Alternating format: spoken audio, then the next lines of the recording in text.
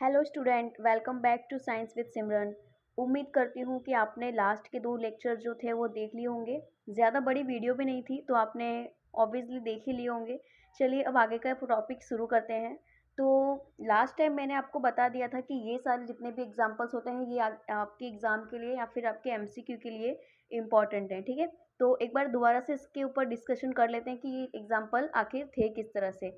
मान लीजिए हमने विलेय के रूप में, विलेय क्या होता है, हमने लास्ट टाइम भी लेक्चर में डिस्कस किया था कि विलेय क्या होता है, जो विलयन में कम मात्रा में पाया जाएगा या फिर जो घुलनशील पदार्थ होगा वो विलेय होता है, ठीक है। लेकिन विलायक क्या होता है? विलायक वो होता है जिसमें चीज़ें घुलती हैं, मतलब जो ज़्यादा मात्रा में होगा वो विलायक और जो कम मात्रा में होगा वो विलेय, ठीक है। अब यहाँ पर जो कम मात्रा में है, देखो यहाँ पर कम मात्रा में इतने सारे दिए गए हैं, आपको स्क्रीन पर दिखाई दे रहा होगा, जैसे कि द्रव है, ठोस है, गैस, द्रव, ये सब क्या है? कम मात्रा में है। क्यों है? क्योंकि ये विलेय में है, ठीक है। विलेय है मतलब घुलनशील होंगे, मतलब ये घुलेंगे, घुलेंगे ना कि इनमें कोई आकर घुलेगा, इनमें कोई भी नहीं घुलेगा, ये जाकर घुलेंगे, ठीक है। जैसे कि मान लीजिए यहाँ पर आपके पास द्रव है, तो द्रव किस में घुलेगा? गैस में घुलेगा, ठीक है। अब ऐसा कोई विलयन बताओ जिसमें गैस जो है वो, मतलब ऐसा कोई विलयन बताओ जिसमें जो द्रव है वो एरोस मतलब गैस में मिक्स हो जाए, तो वो कौन सा विलयन होगा?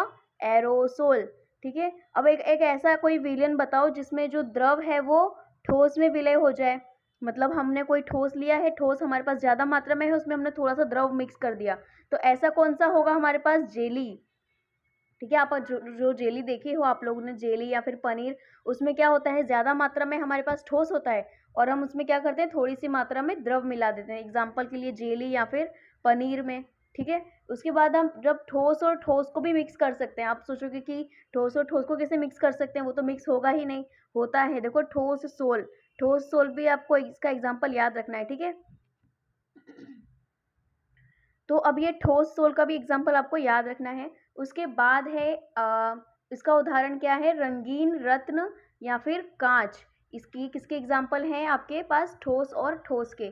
इसके बाद the most IMP formula of the chapter, कि विलयन के द्रव्यमान प्रतिशत क्या होता है। जैसे कि मान लीजिए अगर हम बोले कि ये जो विलयन का द्रव्यमान प्रतिशत है वो कैसे हम ज्ञात कर सकते हैं। मान लीजिए आपको बोला गया है कि 10 10 ग्राम आपके पास चीनी है, 10 ग्राम चीनी है, तो उसका द्रव्यमान प्रतिशत निकालिए, ठीक है।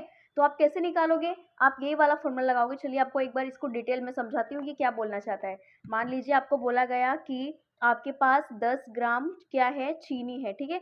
10 ग्राम चीनी जो कि कितने मान लीजिए 40 ग्राम पानी में, 40 ग्राम पानी में क्या है? घुलनशील, पानी में घुलनशील। समझ में आ गया इतना, कि जो 10 ग्राम चीनी है वो 10 ग्राम चीनी वो 40 ग्राम पानी में क्या है? घुलनशील है। अब बोला बोला जाए आपसे क्वेश्चन में, तो इसका द्रव्यमान प्रतिशत ज्ञात कीजिए। हमारे पास क्या क्या था? 10 ग्राम चीनी और 40 ग्राम पानी, तो 40 ग्राम पानी है और क्या है हमारे पास? 10 ग्राम चीनी, ठीक है। अब देखो हमको इसका द्रव्यमान प्रतिशत निकालना है, तो द्रव्यमान को हम W से बताएंगे, ठीक है। द्रव्यमान को हम किससे दर्शाएंगे? W से। अब हमको द्रव्यमान प्रतिशत निकालना है तो हम क्या करेंगे? सबसे पहले द्रव्यमान प्रतिशत निकालने के लिए हम सबसे पहले लिखेंगे प्रतिशत ऑफ द्रव्यमान, या फिर आप ऐसे भी लिख सकते हो या फिर आप ऐसे भी लिख सकते हो कि द्रव्यमान प्रतिशत। मैंने यहाँ पे शॉर्ट में लिख दिया है, आप लॉन्ग में भी लिख सकते हो, टाइम बचाने के लिए मैंने यहाँ पर शॉर्ट में लिख दिया है, ठीक है। तो आप क्या करोगे? यहाँ पर क्या लिखेंगे?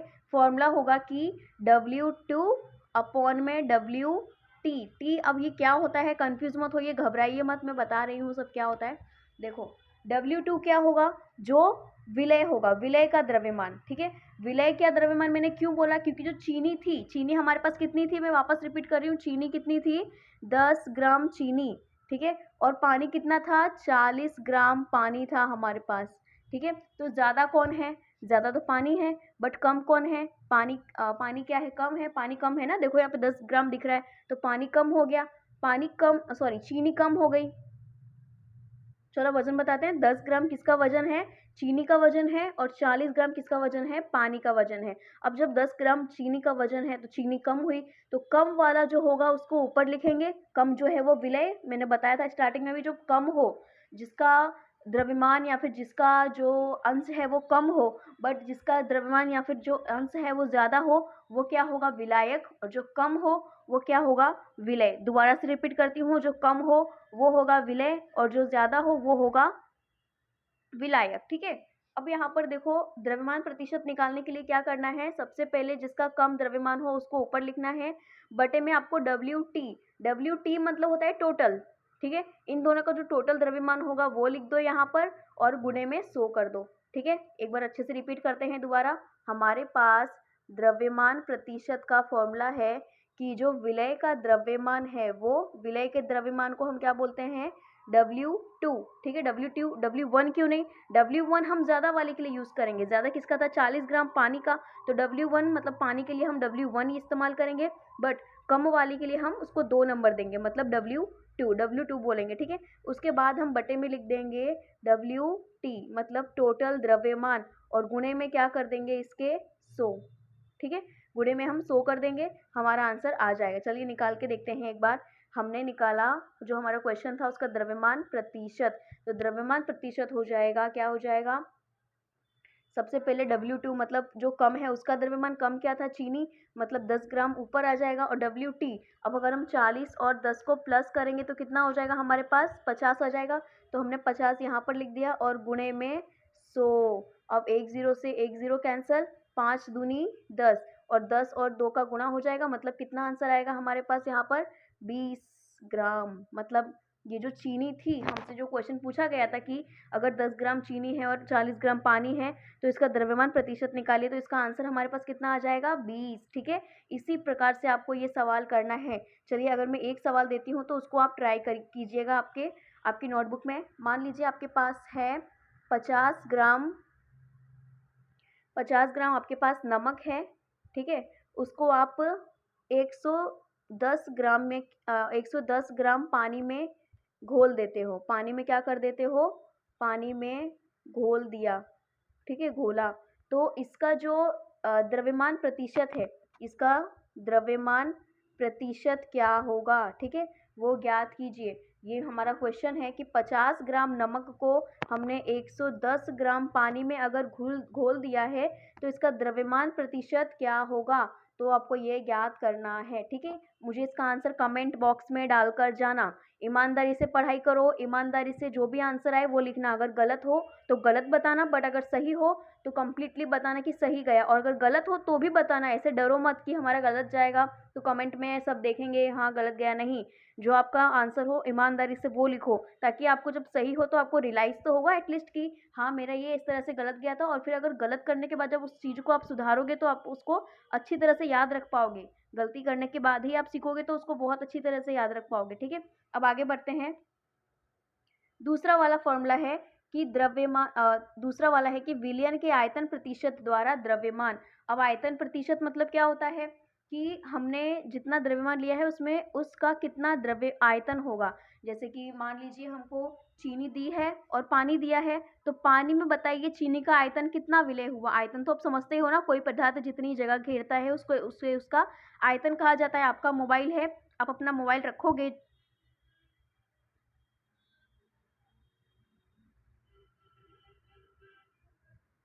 अपनी बुक पर, तो क्या होगा कि जितना आपका जो मोबाइल है वो जितनी जगह घेर रहा है उस जगह को ही हम क्या बोलेंगे? मोबाइल का आयतन। आपकी पेंसिल है, आपकी पेंसिल जितना जितना जगह घेर रही है आपकी बुक के ऊपर, उस जगह को ही हम क्या बोलेंगे? पेंसिल या फिर पेन का आयतन। ठीक है। इस तरह से आपको आयतन समझ में आ गया होगा। अब देखते हैं यहाँ पर क्या लिखा हुआ है कि विलयन के आयतन प्रतिशत द्वारा द्रव्यमान, मतलब द्रव्यमान में कितना जैसे कि मान लो हमारे पास अभी चलिए इसको भी समझ लेते हैं, एक बार डिटेल में समझा देती हूँ। ठीक है, ताकि कंफ्यूजन ना हो एक भी। मान लो हमारी एक बुक है। ठीक है। या फिर हम एक ग्लास ले लेते हैं। चलो ग्लास वाला एग्जांपल इजी रहेगा। ये हमने ग्लास ले लिया, उसमें हमारे पास क्या था? पानी था। अब उस पानी में क्या हो रहा है? हमने चीनी के कण भी घोल दिए। चीनी के कण ये देख सकते हो आप, चीनी के कण हैं। अब चीनी के कण कितना आयतन लेंगे पानी के द्रव्यमान में, वो होता है आयतन प्रतिशत, ठीक है। आयतन का द्रव्यमान में प्रतिशत, जो हमारा सेकंड वाला फॉर्मूला है ना, वो क्या बताना चाह रहा है, यही बताना चाह रहा है कि जब आप चीनी को पानी में घोलते हो तो ये जो चीनी है वो पानी के अंदर जाकर कितनी जगह घेरेगी, आपको नहीं दिखाई देगा ऐसे तो, बट हम जब माइक्रोस्कोप में या फिर बड़े बड़े जो यंत्र होते हैं उसमें जब हम देखेंगे तो हमको पता चल जाता है कि हाँ इसने कितनी जगह घेरी पानी की, ठीक है।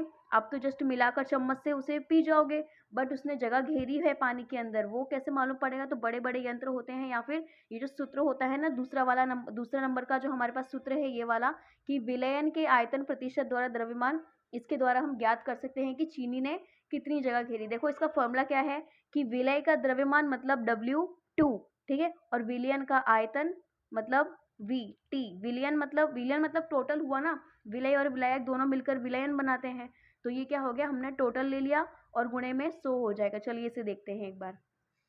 मान लीजिए मेरा क्वेश्चन है कि हमने 10 ग्राम क्या किया, चीनी को 10 ग्राम चीनी को हमने 100 ml तो समझते ही हो ना, ml मतलब मिलीलीटर, ठीक है। 100 मिलीलीटर क्या किया, 100 मिलीलीटर पानी में घोल दिया, पानी में घोला, तो इसका जो द्रव्यमान आयतन प्रतिशत है, मतलब आयतन, मैं शॉर्ट में लिख देती हूँ, आयतन द्रव्यमान प्रतिशत कितना होगा वो आपको ज्ञात करना है, ठीक है। ये आयतन लिखा हुआ है, मतलब मैंने शॉर्ट में लिख दिया, और ये द्रव्यमान है। चलिए इसका फॉर्मूला लगा देते हैं, एक बार दोबारा समझ लीजिए। हमारे पास फॉर्मूला है किसका, द्रव्यमान और आयतन का। द्रव्यमान को मैं W से दर्शाऊंगी और आयतन को मैं V से, क्योंकि आयतन को हम क्या बोलते हैं, वॉल्यूम। अब वॉल्यूम अगर बोला जाएगा वॉल्यूम, तो ये जो वॉल्यूम का V है उसको हम आयतन के लिए लेंगे, ठीक है। और द्रव्यमान को इंग्लिश में हम बोलते हैं वेट। अब वेट को जब हम लेंगे, ये E है, वेट को जब भी हम प्रतिशत में लेंगे तो उसका पहला लेटर लेंगे, मतलब W। अब W मतलब क्या होता है, वेट या फिर द्रव्यमान, ठीक है, इसलिए हम W और V से इसको दर्शाएंगे। अब देखो यहाँ पर हमारे पास फॉर्मूला है कि द्रव्यमान और आयतन का, ठीक है, क्या क्या फॉर्मूला है कि W2 बटे में VT गुणे में 100। ये थोड़ा अटपटा तो नहीं लग रहा है, अगर ऐसा लग रहा हो तो आप हिंदी में भी, हिंदी वाला ट्राई कर सकते हैं, मैंने यहाँ पर शॉर्ट में लिखा है, बहुत ही ज़्यादा शॉर्ट में, ताकि टाइम वेस्ट ना हो, हमको फटाफट याद हो जाए। ये क्या है, विलय का द्रव्यमान बटे में विलयन का आयतन। विलयन को मैं टोटल बोलूंगी, क्योंकि विलयन क्या है, विलय और विलायक को मिलाकर जो बनता है उसी को क्या बोलते हैं हम, विलयन। तो ये टोटल हुआ ना, टोटल चीज जितनी भी है, इसलिए टी को मतलब क्या, टोटल, और ये क्या है, विलय, इसलिए यहाँ पर वॉल्यूम को हमने किसके द्वारा दर्शाया गया है, V के द्वारा, ठीक है, और ये जो 100 है उससे गुणा करने का है। चलिए अब हम वापस से अपने क्वेश्चन पर आ जाते हैं। हमारा क्वेश्चन क्या था, 10 ग्राम चीनी, मतलब ये हो गया W2, और क्या था हमारे पास, कितना हमने लिया था लीटर में, मिलीलीटर कितना लिया था, 100 मिलीलीटर हमने शायद जल लिया था, ठीक है। चलो अगर वो क्वेश्चन मुझे नहीं भी याद है तो भी हम यहाँ पर एक नया क्वेश्चन बनाकर ले लेते हैं कि हमारे पास W2 जो है वो 10 ग्राम है और 100 मिलीलीटर क्या है, मेरे पास पानी है। अब मैं क्या करूँगी, फॉर्मूला लगाऊंगी कि परसेंटेज W अपॉन V, ये V है, ठीक है। अब फॉर्मूला लगा दो, W2 बटे में वॉल्यूम ऑफ टोटल गुणे में 100। अब इनका जो मान है वो रख दो। चलिए मान रखते हैं, W2 कितना है 10, VT कितना है, VT हमारे पास है 100, गुणे में हो जाएगा 100। अब ये 100 से ये 100 कट गया, मतलब आंसर कितना आ जाएगा, 10, ठीक है, मतलब 10 ग्राम पर मिलीलीटर। ये आपको ये भी याद रखना है, ये कैसे लिखा जाता है। हमने देखो यहाँ पर ये W2 था, W2 तो ग्राम में ही आएगा, ठीक है, और ये VT था, VT मतलब इसका आयतन था, आयतन पूरे विलयन का आयतन था, और आयतन हम किस में लिखते हैं, ml में लिखते हैं। अब ये 100 और ये 100 कट गया तो ये ग्राम भी तो बचा ना, ग्राम और मिलीलीटर, इसकी जो इकाइयाँ हैं वो भी आपको लिखनी है। कभी कभी स्कूल्स में क्या होता है, स्कूल्स या फिर एग्जाम्स में क्या होता है कि ये जो इकाई होती है, अगर हम एग्जाम में इकाई नहीं लिखते हैं तो उसका भी नंबर टीचर्स लोग काट लेते हैं, तो इसका ध्यान रखिएगा, ठीक है। जो इकाई है वो हमको लिखनी पड़ती है, और अगर आपके नंबर नहीं भी करते हैं तो आपको ये कंपलसरी लिखनी ही चाहिए, क्योंकि आप आगे जब जाओगे आगे की क्लास में तब भी अगर आप नहीं लिखोगे तो आपको वहाँ पर प्रॉब्लम होगी, इसलिए बेटर होगा कि आप अभी से ही ट्राई करें इसको लिखना, ठीक है। तो इसका आंसर आ जाएगा हमारे पास 10 ग्राम पर मिलीलीटर। ठीक है, अब आगे बढ़ते हैं। उम्मीद करती हूँ कि आपको ये दोनों फॉर्मूले जो भी थे ये समझ में आ गए होंगे। ठीक है, अब हम आगे बढ़ते हैं। आगे है कि भौतिक और रासायनिक परिवर्तन क्या होता है। बहुत ही ईजी चीज है, चलो देखते हैं। भौतिक भौतिक परिवर्तन पहले पढ़ते हैं। तो यह उत्क्रमणीय होता है। और उत्क्रमणीय क्या होता है? अभी तक हमने सीखा था कि देखो सबसे पहले क्या होता है, एक अभिक्रिया।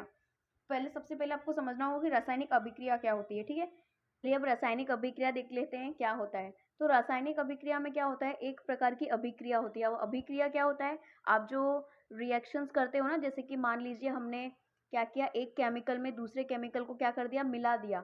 ठीक है, आप हमारी जो प्रयोगशालाएं होती हैं उसमें भी बहुत बड़े बड़े प्रयोग किए जाते हैं। तो ये प्रयोग करना ही क्या है, अभिक्रिया है। ठीक है, अभिक्रिया में क्या होता है, हम सबसे पहले कुछ चीज़ लेते हैं, उसकी किसी चीज़ के साथ मिलाते हैं और फिर उससे क्या बन जाता है, कुछ दूसरा बन जाता है। मान लो ये तो मैंने जस्ट आपको एग्जांपल के लिए बताया है लोकल में, कि मान लीजिए हमने कुछ लिया, उसकी किसी और के साथ रिएक्शन करवाई और फिर हमने कुछ नया बना दिया उससे। जैसे कि मान लीजिए हमने, अब आपको जैसे कि हमने लास्ट लास्ट चैप्टर में पढ़ा था ना, याद है, हाइड्रोजन हाइड्रोजन और ऑक्सीजन को अगर हम मिला दें, चलो नहीं भी याद है तो चलो एक एग्जांपल के साथ मैं बताती हूँ। अगर मैं हाइड्रोजन गैस लूँ और ऑक्सीजन गैस लूँ, इन दोनों को अगर मैं मिला दूँ तो कहीं ना कहीं इससे क्या बन जाएगा, H2O। और ये H2O क्या होता है, पानी। ठीक है, पानी का रासायनिक सूत्र क्या होता है, H2O। वैसे ही क्या होगा, इसी को हम बोलते हैं रासायनिक अभिक्रिया, कि हमने H प्लस O लिया था और बना क्या दिया हमने, पानी बना दिया। तो इसी को मैं क्या बोलूंगी, रासायनिक अभिक्रिया बोल दूंगी। ठीक है, मतलब यहाँ पर H और O जो थे, H और O क्या थे, हमारे पास अभिकारक थे। ये क्या है, अभिकारक, अभिकारक। ठीक है ना। और ये क्या है हमारे पास, उत्पाद। उत्पाद मतलब जो बनकर हमारे पास तैयार होकर आया है वो क्या है, उत्पाद है। और जो हमने लिया था बनाने के लिए वो क्या है, अभिकारक। और जो बन गया वो क्या होगा, उत्पाद। मतलब हमारा प्रोडक्ट क्या बना है, H2O। या फिर हम ऐसा भी बोल सकते हैं कि जो ये एरो है, एरो से पहले जो आता है वो क्या होगा, अभिकारक। एरो के बाद में जो आएगा वो क्या होगा, हमारे पास उत्पाद। वैसे ही इसी को हम बोलते हैं रासायनिक अभिक्रिया। जो भी मैंने अभी आपको बताया वो क्या है, रासायनिक अभिक्रिया। अब इसी में हम पढ़ते हैं कि भौतिक परिवर्तन क्या होता है। तो भौतिक परिवर्तन जो है वो उत्क्रमणीय होता है। उत्क्रमणीय मतलब रिवर्सिबल, आगे से हम पीछे भी जा सकते हैं और पीछे से हम आगे भी आ सकते हैं, ऐसा। ठीक है, इसी इसी प्रोसेस को हम क्या बोलते हैं, इस प्रक्रिया को हम क्या बोलते हैं, उत्क्रमणीय।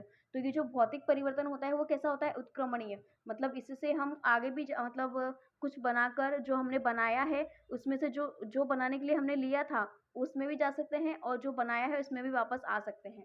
फॉर एग्जाम्पल मान लीजिए, मैं जस्ट ऐसे एग्जांपल बता रही हूँ, मान लीजिए आपने चीनी में पानी घोल दिया, मतलब पानी में क्या कर दी, चीनी घोल दी। अब क्या होगा, जब आप चीनी को पानी में घोल दोगे तो अब उसको अलग करना मुश्किल है।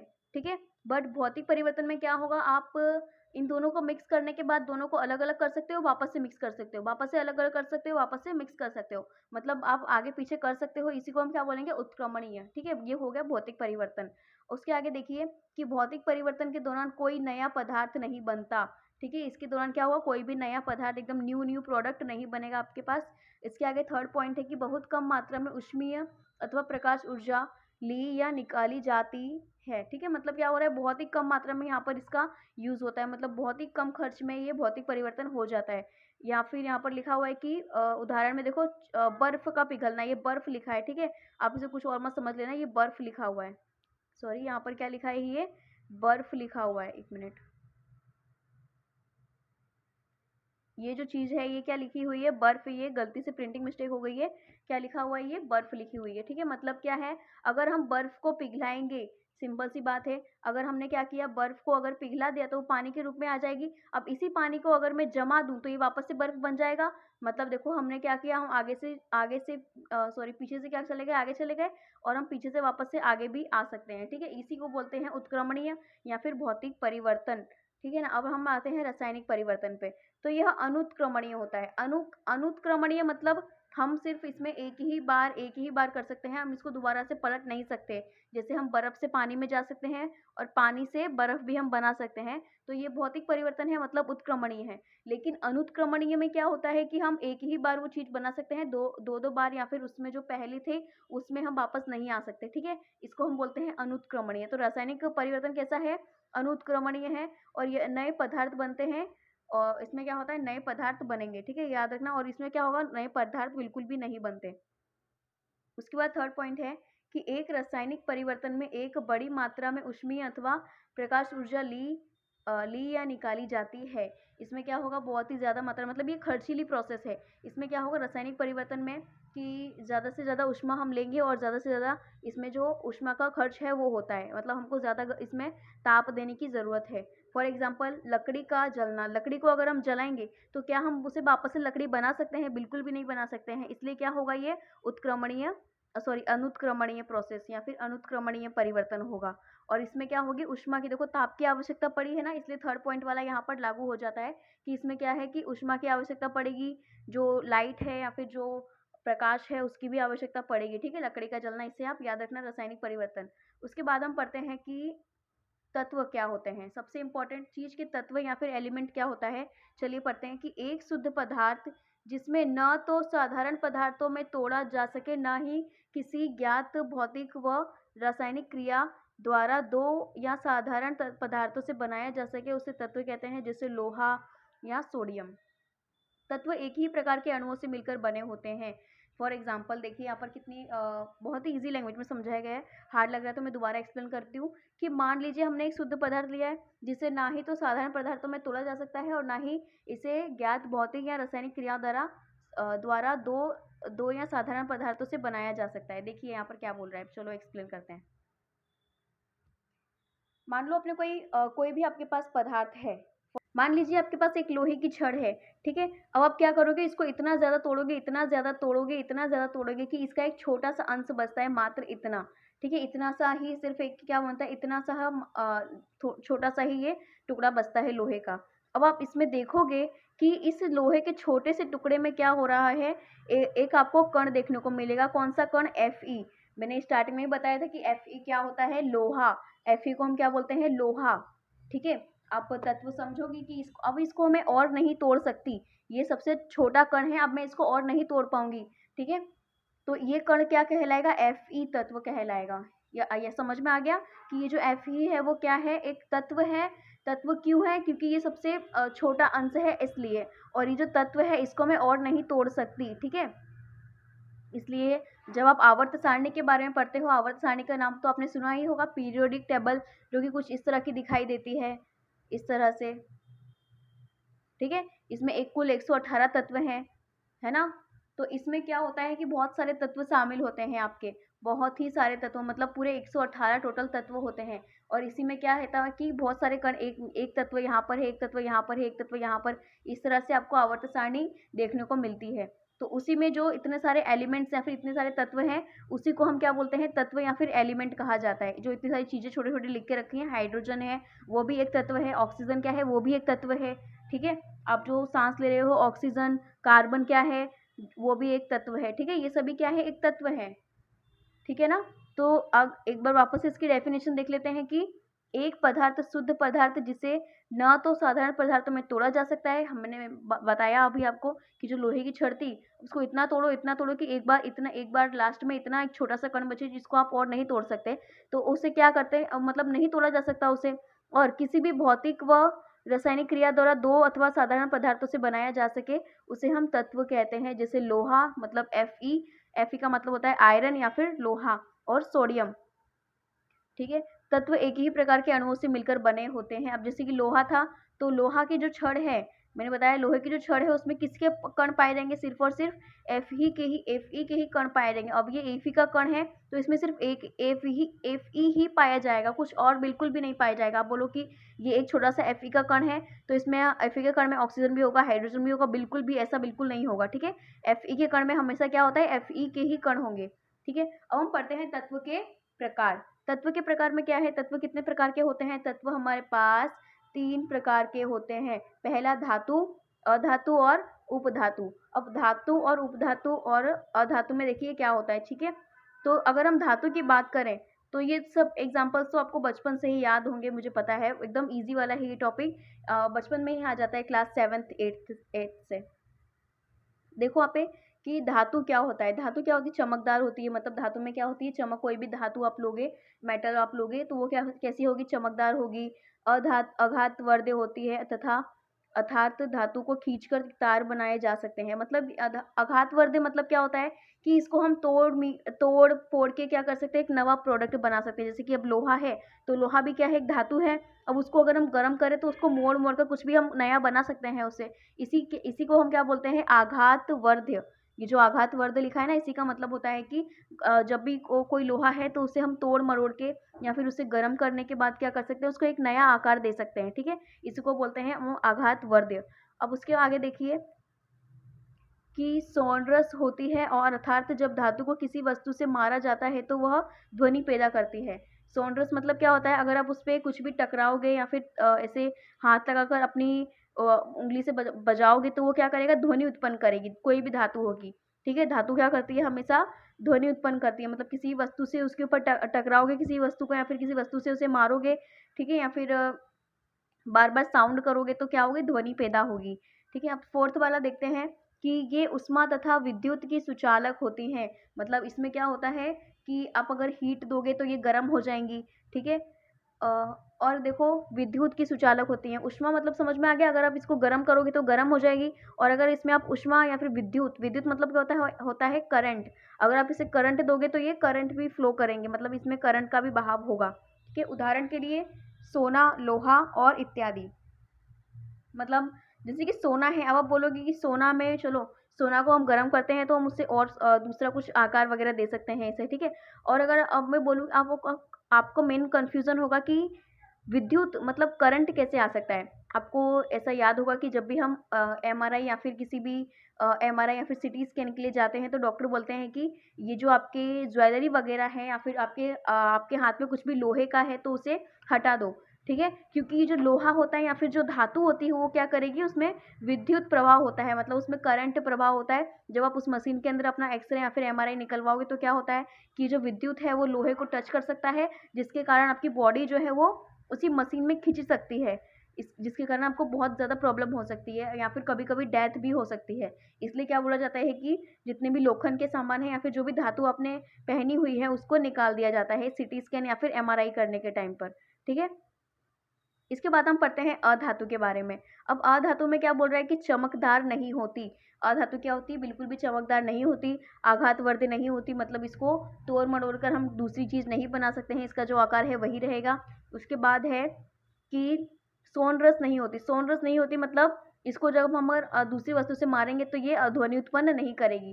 ठीक है, और ये क्या होती है, कुचालक होती है। कुचालक मतलब इसको गर्म करने पर ना ही ये गर्म होगी और ना ही इसमें करंट या फिर जो विद्युत है वो विद्युत होगा या फिर विद्युत बहेगा। ठीक है, अब पांचवा देखो ऑक्सीजन और फास्फोरस इसके एग्जाम्पल हैं। जो हम ऑक्सीजन है मतलब जो हवा है, मैंने बताया पहले कि जितने भी तत्व हैं जैसे कि ऑक्सीजन, फास्फोरस, ये सभी क्या है, एक ना एक आवर्त सारणी में आने वाले तत्व ही हैं। और ये जो ऑक्सीजन है वो कैसा है, अधातु। अधातु मतलब चमक नहीं होगी। क्या आप देखते हो कि जो आप ऑक्सीजन मतलब सांस ग्रहण कर रहे हो उसमें कोई चमक वगैरह है, बिल्कुल भी नहीं। ठीक है, इसलिए क्या है, ऑक्सीजन एक अधातु है। अब हम बात करते हैं उपधातु। तो ऐसे तत्व जिसमें धातु और अधातु के बीच के गुण दर्शाते हैं। मतलब जो ऐसे कण हो जिसमें धातु भी हो और अधातु भी, मतलब दोनों को मिक्स करके जो तत्व बने वो क्या होगा, उपधातु। ठीक है, ऐसे तत्व को हम क्या बोलेंगे, उपधातु। आघातवर्ध्य होती है, देखो सेकंड पॉइंट क्या है कि आघातवर्ध्य होगी तथा धातु को खींचकर तार बनाए जा सकते हैं। ठीक है, ये इसमें ऐसा गुण होगा। उसके बाद है कि सोनरस नहीं होती। अब ये सोनरस नहीं होगी, अगर एक गुण फॉलो कर रही है तो दूसरा नहीं करेगी। मतलब समझ रहे हो ना कि ये धातु और अधातु का मिक्सचर है, मतलब मिश्रण है किसका, धातु और अधातु का। उपधातु क्या है, मिश्रण है। तो ये क्या होगी, आघातवर्ध्य तो होगी बट ये सोनरस नहीं होगी। मतलब अगर इसे हम मारेंगे किसी वस्तु से तो ये ध्वनि उत्पन्न नहीं करेगी, फिर ये कुचालक होती है। पांचवा है कि बोरॉन और सिलिकॉन या फिर जर्मेनियम इसके एग्जाम्पल्स हैं। तो आपको याद रखना है, अगर एमसीक्यू में पूछा जा सकता है कि बताइए बोरोन क्या है, आपको ऑप्शन दिए जाएंगे अधातु, उपधातु और धातु, और एक ऑप्शन दिया जाएगा इनमें से कोई भी नहीं। तो आपको याद रखना है कि बोरॉन, फिर सिलिकॉन, अमोनियम, ये सब क्या है, एक उपधातु है। ठीक है, अब आगे बढ़ते हैं। मिश्रण और यौगिक में अंतर। मिश्रण क्या है, देखिए देखिए मैं सबसे पहले मिश्रण का कब से बात कर रही हूँ। मिश्रण क्या होता है, जब भी आप किसी 2 चीज़ों को मिक्स करते हो, ठीक है? आप जब एक या एक से अधिक चीज़ों को, एक चीज़ को तो कभी मिक्स किया नहीं जा सकता। आपके पास अगर कोई सिर्फ़ और सिर्फ़ पानी है, तो पानी को किसमें मिक्स कर सकते हो? नहीं ना, इसलिए हम एक चीज़ नहीं बोलेंगे। हम बोलेंगे कि 2 या 2 से अधिक चीज़ को जब हम मिक्स करते हैं, तो क्या होता है, मिश्रण बनकर तैयार हो जाता है। जैसे कि मान लीजिए यहाँ पर लिखा हुआ है कि तत्व या यौगिक। तत्व तो समझ में आ गया ना, तत्व एक सिंगल चीज़ को बोलते हैं, जैसे कि Fe है या फिर आपके पास ऑक्सीजन है, तो ये एक अकेला तत्व है, ये भी एक अकेला तत्व है, ठीक है? इस तरह से अकेले-अकेले जो होंगे उसे तत्व कहा जाएगा। और यौगिक क्या होता है, देखो यहाँ पर यौगिक दिया हुआ है कि एक पदार्थ क्रिया करके नए पदार्थ का निर्माण करता है, दैट इज़ यौगिक। चलो हम समझते हैं इसको यहाँ पर। मान लीजिए हमने एक तत्व लिया हाइड्रोजन, हाइड्रोजन एक तत्व है। अब लिया हमने ऑक्सीजन, ऑक्सीजन भी एक तत्व है। अब ये तत्व और ये तत्व मिल जाएगा तो क्या बन जाएगा, H2O। H2O क्या है, पानी, और पानी क्या है, एक यौगिक। समझ में आ गया यौगिक क्या होता है? तो यौगिक क्या है, बहुवचन है। आप बहुवचन एकवचन तो सीखते ही हो, बचपन से सीखते आए हो, ठीक है? तो ये जो यौगिक है वो क्या है, बहुवचन, क्योंकि इसमें इतने सारे तत्व शामिल हैं। बट जो तत्व होगा वो क्या है, एक वचन, सिर्फ इसमें क्या है, एक ही चीज होगी, ठीक है? इसलिए हम बोलते हैं तत्व क्या है, एक वचन, और यौगिक क्या है, बहुवचन। बट ऐसा बोलना नहीं है, हम साइंस की लैंग्वेज में सिंपल सा ऐसा ही समझेंगे कि तत्व क्या है, जिसमें सिर्फ एक ही प्रकार के कण पाए जाएं, और यौगिक क्या है, जिसमें 2 या 2 से अधिक प्रकार का मिश्रण हो, उसे हम यौगिक बोलेंगे। तो आप समझ सकते हो कि मिश्रण क्या होता है। मिश्रण मतलब जब 2 या 2 से अधिक चीज़ों को मिक्स किया जाता है, वह मिश्रण कहलाता है। अब दूसरा पॉइंट देखते हैं, किसी नए पदार्थ का निर्माण नहीं करते। इसमें मिश्रण में क्या होता है, ये किसी नए पदार्थ का निर्माण नहीं करते, संघटक परिवर्तनशील होते हैं, ठीक है? अब थर्ड पॉइंट देखते हैं कि मिश्रण में उपस्थित घटक अपने गुण धर्मों को दर्शाते हैं। मिश्रण में जो भी मान लीजिए हमने चीनी और नमक को मिक्स कर दिया है। चलो दूसरा एग्जांपल लेते हैं। आपने रेती और नमक को मिक्स कर दिया है। अब अगर आप रेती या फिर नमक को आप मिक्स करोगे, तो वो कण मिक्स नहीं होंगे, वो अलग-अलग ही रहेंगे ना। तो आप उसमें क्या कर सकते हो कि अपना-अपना वो अलग-अलग गुण दर्शा रहे हैं। भाई अपनी-अपनी लाइफ में मस्त है। नमक भी अपना एक अलग गुण दर्शाएगा कि हाँ भाई मैं नमक हूँ, और जो रेती है वो भी अपना अस्तित्व बनाए रखती है, ठीक है? अगर हम इन दोनों को मिक्स कर दें, और इन दोनों को आसानी से अलग करना भी आसान होता है, इसलिए ये दोनों मिश्रण है। मिश्रण मतलब मिक्स करना, सिंपल सा समझो, मिश्रण मतलब मिक्स करना। आगे देखो, फोर्थ पॉइंट क्या बोल रहा है कि घटकों को भौतिक विधियों द्वारा सुगमता मतलब सरलता से पृथक किया, मतलब अलग किया जा सकता है। मैंने अभी हाल बताया कि जो नमक और रेती का मिश्रण मिला हो, तो आप नमक को भी आसानी से अलग कर सकते हो हाथ से, और मिट्टी को भी आसानी से अलग कर सकते हो। या फिर जब आप चावल में कंकड़ बीनते हो, चावल में आसानी से, चावल और कंकड़ का जो मिश्रण है उसमें से कंकड़ को आसानी से अलग कर सकते हो, चावल को आसानी से अलग कर सकते हो। यही क्या है, मिश्रण है। यहाँ पर एक उदाहरण दिया हुआ है कि लोहा और तथा गंधक का मिश्रण। गंधक क्या होता है, गंधक मतलब होता है सल्फर, ठीक है? Fe और सल्फर का मिश्रण, मतलब Fe, लोहा को हम क्या बोलते हैं, Fe, और गंधक को हम बोलते हैं सल्फर, मतलब S। तो अगर हम इन दोनों को मिश्रण कर दें, तो ये क्या हो जाएगा, लोहा और सल्फर का मिश्रण, ठीक है? अब हम पढ़ते हैं यौगिक के बारे में, ठीक है? चलो यौगिक के बारे में देखते हैं कि एक पदार्थ क्रिया करके नए पदार्थ का निर्माण करता है। दूसरा, नए पदार्थ का संघटक सदैव स्थायी होता है, ठीक है? जैसे कि H2O है, पानी, तो वो स्थायी है, ठीक है? अब वो दूसरे किसी और चीज़ में परिवर्तित नहीं हो सकता। आगे देखो, अपने द्रव्यमान के अनुसार निश्चित अनुपात में ही एक साथ मिलते हैं। मतलब जैसे कि ये H2O है, अब ये फिक्स है, ठीक है? फिक्स हमारा प्रोडक्ट बन के आए, और ये क्या है, स्थायी है, जिसको हम पी सकते हैं। इसकी वजह से जल ही क्या है, जीवन है, और इसका ये सूत्र, रासायनिक फॉर्मूला क्या है, H2O। अब देखो यहाँ पर कि क्या बोल रहा है कि ये फिक्स अनुपात है, मतलब एक निश्चित अनुपात में रहते हैं। जैसे कि अगर हम हाइड्रोजन और ऑक्सीजन को मिक्स कर दें, तो ये क्या होगा, H2O बन जाएगा। और यहाँ पर हमने जो अनुपात, मतलब इनका जो द्रव्यमान या फिर जो इनकी हम मात्रा लेते हैं, हाइड्रोजन की मात्रा समान होनी चाहिए, और ऑक्सीजन, मतलब बनाने के लिए जितना हमको ज़रूरत है उतना ही फिक्स में होना चाहिए इन लोगों को, ठीक है? जैसे कि हम हाइड्रोजन कितना है, 2 है, तो यहाँ पर भी हाइड्रोजन 2 होना चाहिए, और ऑक्सीजन कितना है, 1 है, तो यहाँ पर भी 1 होना चाहिए, ठीक है ना? इस तरह से हम लिख सकते हैं। अब आगे देखो, नए पदार्थ के गुण धर्म पूरी तरह से भिन्न होते हैं। बिल्कुल सही बात है। जैसे कि देखिए, हाइड्रोजन हमने गैस है, और ऑक्सीजन ये भी एक तत्व है, मतलब गैस है। अब ये बन गया पानी। तो सबसे पहले हमारे पास पहले क्या थी, गैस थी, मतलब इसकी अवस्था क्या है, गैस अवस्था है, और इसकी अवस्था क्या है, इसकी अवस्था भी गैस अवस्था है। बट ये जो पानी बना है इसकी अवस्था क्या है, द्रव या फिर लिक्विड, मतलब क्या है, अवस्था क्या होती है, चेंज हो जाती है। देखिए यहाँ पर पहले क्या थी, गैस अवस्था थी, अब ये द्रव कैसी बन गई है, द्रव अवस्था आकर यहाँ पर बन गई है। ठीक है, इसलिए यहाँ पर बोला गया है कि नए पदार्थ के गुण धर्म पूरी तरह से भिन्न होते हैं, मतलब जो पहले अवस्था थी वो अब बदल चुकी है बनने के बाद। अब चौथा पॉइंट देखिए कि घटकों को केवल रासायनिक या विद्युत रासायनिक प्रक्रिया द्वारा ही पृथक किया जा सकता है, मतलब इनको पृथक भी किया जा सकता है, किसके द्वारा, रासायनिक या फिर विद्युत रासायनिक प्रक्रिया द्वारा।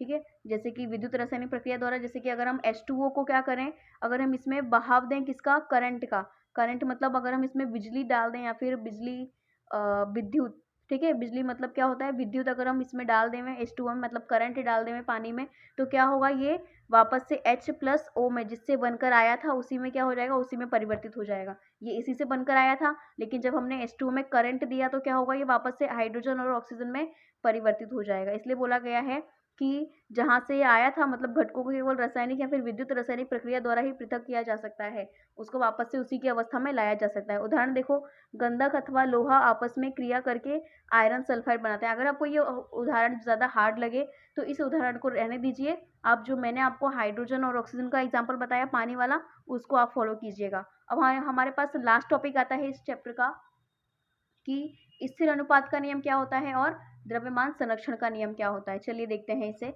अब स्थिर अनुपात का नियम, law of conservation of mass, मतलब रासायनिक यौगिक द्रव्यमान के अनुसार सदैव समान अनुपात में परस्पर संयुक्त समान तत्वों का बना होता है। एग्जाम्पल देखिए, H2O मतलब जो पानी है उसमें हाइड्रोजन तथा ऑक्सीजन हमेशा 1:8 के अमाउंट में ही होंगे। चलिए देखते हैं ये कैसे हुआ।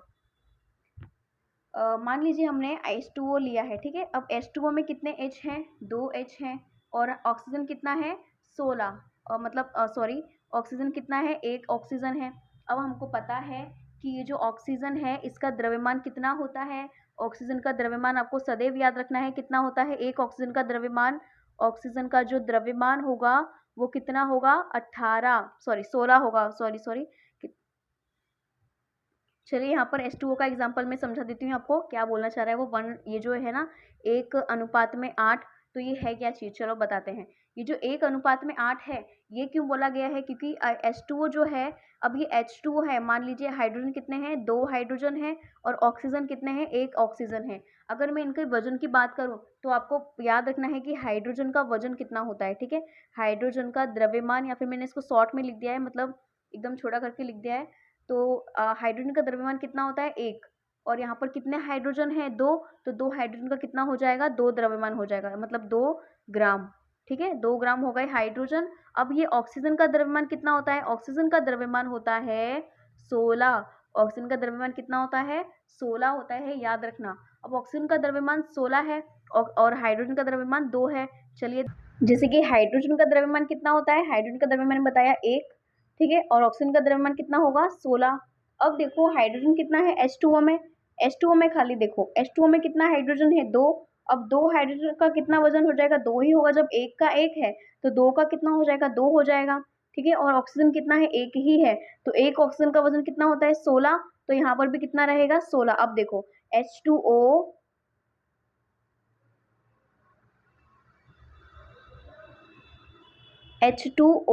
अब यहाँ पर H2O है, तो H2O में ये हो गया 2, और ये कितना हो गया, 16, और अगर मैं इसका अनुपात लूँ तो ये क्या हो जाएगा, मतलब 2 1 कम 2, और 2 अट्ठे 16, ठीक है, 2 1 जा 2 एंड 2 8 जा 16। अब यहाँ पर 1 या फिर 1:8 में 8 ही आ गया।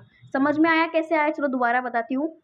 मैंने लिया है H2O, अब H2O में क्या होगा, 2 हाइड्रोजन है, इसका वजन 2 हो जाएगा, ऑक्सीजन कितना है, 1 है, 1 ऑक्सीजन का वजन कितना होता है, 16 होता है। अगर मैं इन दोनों का अनुपात लूँ, अनुपात ले लिया, अनुपात मतलब क्या होता है कि हमने इसको बटे में रखा हुआ है, ठीक है। अब बटे में रखा है मतलब भाग देना है। अब हम अगर भाग देंगे तो हमको पता है कि 2 एकम 2 होता है, और अगर ये 16 किससे जाएगा, 2 से 8 बार में 16 जाएगा, तो ये कितना हो जाएगा, 1:8 हो जाएगा, ठीक है। इसलिए हम जो लिखते हैं यहाँ पर कि हाइड्रोजन सॉरी ये जो पानी है, पानी में क्या होगा, हाइड्रोजन और ऑक्सीजन का कितना होगा अनुपात, 1:8। आपको ये एमसीक्यू में पूछा जा सकता है, क्वेश्चन आंसर में पूछा जा सकता है, इसलिए इसको कंपल्सरी याद रखना, ये मोस्ट आईएमपी है।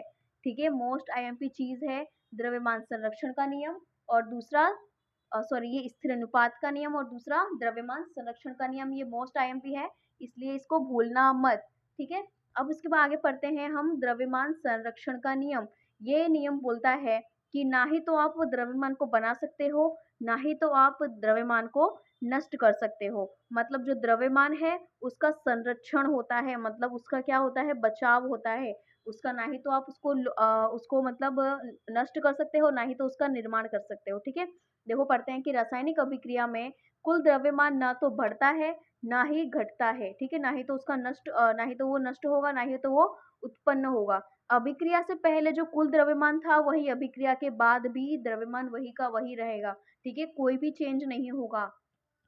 जब एग्जाम्पल देखते हैं इसका, कि जब हाइड्रोजन गैस ऑक्सीजन गैस से क्रिया करती है तो जल बनती है, और जैसे कि देखो यहाँ पर हाइड्रोजन है और ये जो ऑक्सीजन है क्रिया कर ली इसने, अब क्या बन जाएगा यहाँ पर 2H2O। अब यही वाली रिएक्शन में आपको मैं बताती हूँ कि यहाँ पर द्रव्यमान संरक्षण का कैसे नियम पालन हो रहा है। देखो रिएक्शन क्या है, 2H2 है, ठीक है, और यहाँ पर क्या है, ऑक्सीजन है, और यहाँ पर बन क्या रहा है, 2H2O। ठीक है, सेम रिएक्शन जो ऊपर आपको बताई गई है वही की वही रिएक्शन है। अब बताते हैं कि द्रव्यमान इसका कैसे, मैंने अभी आपको बताया पीछे कि एक हाइड्रोजन का वजन कितना होता है, 1 होता है, और एक ऑक्सीजन का वजन कितना होता है, 16 होता है। ठीक है, ये चीज आपको याद रखनी ही रखनी है, इसे भूलने की कोशिश मत करना, मत करना, मत करना। ठीक है, तो यहाँ पर हाइड्रोजन का वजन कितना है, 16, सॉरी हाइड्रोजन का वजन कितना है, 1, और ऑक्सीजन का वजन कितना है, 16। ऑक्सीजन, चलो मैं ट्रिक बता देती हूँ। ऑक्सीजन है, ये देखो इस तरह से बन रहा है ना 16 की तरह, तो ऑक्सीजन का याद रखना 6 बनेगा, मतलब 16 आएगा। और हाइड्रोजन है, हाइड्रोजन देखो इस तरह से बन रहा है 1 की तरह, तो इसमें याद रखना हाइड्रोजन का वजन कितना है, 1 वजन है। ठीक है, वो जिसको नहीं याद होगा मैं उसके लिए बता रही हूँ, बाकी जिसको याद है वेल एंड गुड। ठीक है, अब यहाँ पर देखो हाइड्रोजन कितने हैं, 4 हाइड्रोजन है। अब एक हाइड्रोजन का 1 होता है तो 4 का कितना हो जाएगा, 4। एक ऑक्सीजन का एक ऑक्सीजन का कितना होता है, एक ऑक्सीजन का होता है 16, तो 2 ऑक्सीजन का कितना हो जाएगा, 16 दूनी 32। ठीक है, ऑक्सीजन का कितना हो गया 32, हाइड्रोजन का कितना हो गया 4। अब यहाँ पर देखो इसका यहाँ पर वजन देखते हैं हम। अब ये कितने हैं, ये हाइड्रोजन 4, और आप देखोगे कि ऑक्सीजन यहाँ पर 1 है, बट नहीं, ऑक्सीजन कितना है, 2। कैसे ऑक्सीजन 2 है, बताती हूँ। यहाँ पर जो बाहर लिखा हुआ है ना, यही ऑक्सीजन का नंबर है। ऑक्सीजन को हम यहाँ पर H2O2 लिखेंगे तो ये दूसरा कोई चीज़ बन जाएगी, वो हाइड्रोजन परऑक्साइड हो जाएगा। बट यहाँ पर ये जो 2 है वो ऑक्सीजन के लिए भी है और हाइड्रोजन के लिए भी है। याद रखना, जब भी किसी यौगिक के आगे एक कोई नंबर आता है तो ये जो नंबर है वो हर एक यौगिक के लिए होता है। बट अगर यौगिक के कोई नीचे नंबर आता है तो वो सिर्फ और सिर्फ उसके लिए ही होगा। अब जैसे ये वाला जो 2 है, ये वाला 2 सिर्फ हाइड्रोजन के लिए होगा, बट ये वाला जो 2 है, ये अब ये पूरे यौगिक के सामने आके खड़ा हुआ है, तो ये यौगिक के अंदर जितने भी तत्व हैं उन सभी के लिए होगा। ठीक है, इसलिए ऐसा बोला गया है कि ये जो 2 है वो हम ऑक्सीजन के लिए भी लेंगे और हाइड्रोजन के लिए भी लेंगे। ठीक है, अब आगे देखते हैं कि हाइड्रोजन कितने हो गए, 2 दूनी 4, और ये जो ऑक्सीजन है, ऑक्सीजन कितने होंगे, ये भी 2 के लिए है, तो ऑक्सीजन में यहाँ पर कितने हैं, 2 है, तो ये कितना हो जाएगा 32, 16 दूनी 32। ठीक है, अब देखो यहाँ पर द्रव्यमान संरक्षण, अगर इन दोनों को हम प्लस कर देवें तो 32 और 4 कितना हो जाएगा, 36, और इधर भी अगर हम 4 और 32 को प्लस कर देंगे तो कितना हो जाएगा, 36। मतलब अभिक्रिया से, ये जो अभिक्रिया हो रही है, अभिक्रिया से पहले कितना वजन था, 36 ग्राम, और अभिक्रिया के बाद भी कितना वजन है, 36 ग्राम। मतलब द्रव्यमान का ना ही तो नष्ट हुआ है और ना ही यहाँ पर द्रव्यमान उत्पन्न हुआ है। ऐसा नहीं कि यहाँ पर 36 था तो यहाँ पर 40 हो गया, बिल्कुल भी नहीं। ठीक है, या फिर यहाँ पर 36 था तो यहाँ पर 30 हो गया, ऐसा कुछ हुआ बिल्कुल भी नहीं हुआ है। इसलिए हम बोल सकते हैं कि द्रव्यमान का संरक्षण होता है, मतलब द्रव्यमान जैसा है वैसा ही रहता है। देखो क्या लिखा है कि अभिक्रिया से पहले का द्रव्यमान बराबर अभिक्रिया के बाद कुल द्रव्यमान। ठीक है, यही था आज का कॉन्सेप्ट, द्रव्यमान संरक्षण का नियम। तो मैं आशा करती हूँ कि आपको ये जो लेक्चर है बहुत ही अच्छे से समझ में आया होगा। अगर नहीं समझ में आया है, कोई टॉपिक में डिफिकल्टी है या फिर कोई डाउट है, छोटा सा डाउट भी हो तो भी मुझे कमेंट करके आप पूछ लो, मैं आपके कमेंट का 100% रिप्लाई करूँगी। ठीक है। अगर आपको छोटा सा भी कोई टॉपिक में डाउट है कि मैम ये कैसे आया, मैम वो कैसे आया, आप मुझे डेफिनेटली पूछ सकते हो। I will give your answer. ठीक है। Thanks for watching.